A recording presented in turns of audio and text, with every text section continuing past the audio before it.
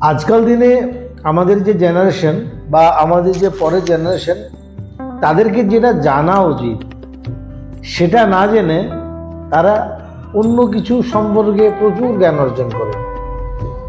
তারা আমাদের যে বাংলায় যে মনি ঋষিরা বা বিপ্লবীরা রয়েছেন, ক্ষুদিরাম বোস, মাস্টারদা সূর্য সেন, বিজয় বাদল দীনেশ, রামকৃষ্ণ দেব, রবীন্দ্রনাথ, রাজা রামমোহন রায়, বিদ্যাসাগর, ওদেরকে কিন্তু চিনবে না।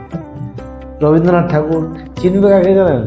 KKR, CSK বা আদার্স পলিটিশিয়ান যারা এসে আমাদেরকে বগরা বানায়, তাদেরকে চিনবে, তাদের বক্তব্য শুনবে। কিন্তু যারা আমাদেরকে রাস্তা পথ দেখিয়ে দিয়ে গেছে, স্বামী বিবেকানন্দ, চিনবে না, তার কোথাও জানবে না। এটা সত্যি বলতে আমাদের কিন্তু দুর্ভাগ্য।